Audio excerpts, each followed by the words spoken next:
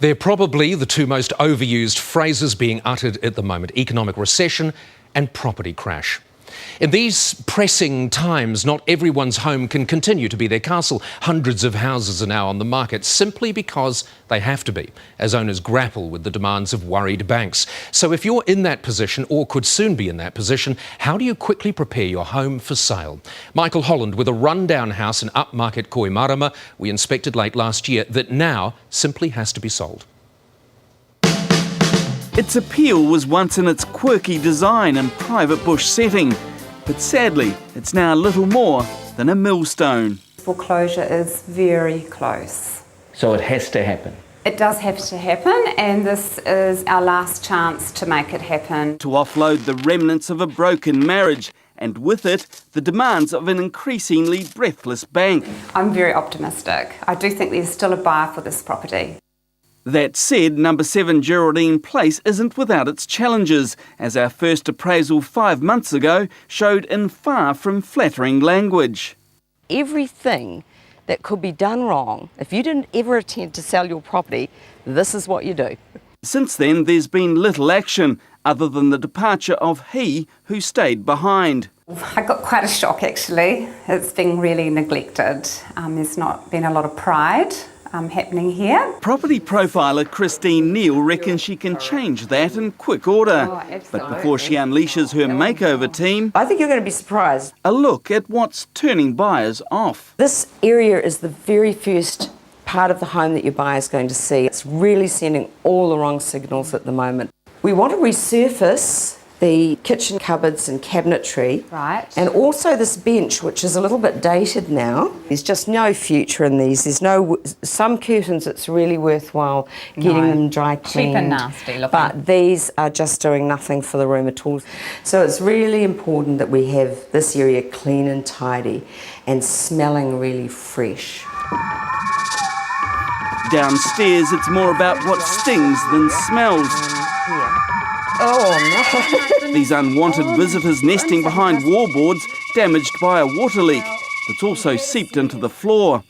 The reality to repair this is up to perhaps $15,000 because this flooring is going to have to be replaced right the way through to the bathroom. Those repairs go beyond the finances of our vendors, so a builder's report's been commissioned detailing the extent of the damage and the exact cost to put it right. If you can't afford to fix it, fess up, tell people. Yes.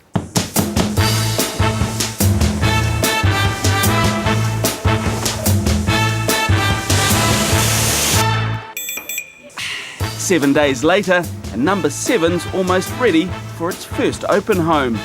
Oh, I think it's spectacular. I'm so excited. It's wow. It's wow. The way that it's come up, it's fresh, it's clean. We're telling the story how it is, and the way it's presented now is exactly to the target market. Our floor is light, so it gives us a sense of space in here. Plus we've gone for the lighter bench top as well. So it gives you a nice, clean, clear space to work at. Cabinetry, a little bit more weight, so a little bit more oomphy. Because of the size of the house, we've only got one living area in the main part of the house. And so really, because this bedroom's so large, we've created a second living. So even if it was a couple living here, somebody can be in the lounge watching TV and somebody else can come in here and read a book. As it was, would this place have sold?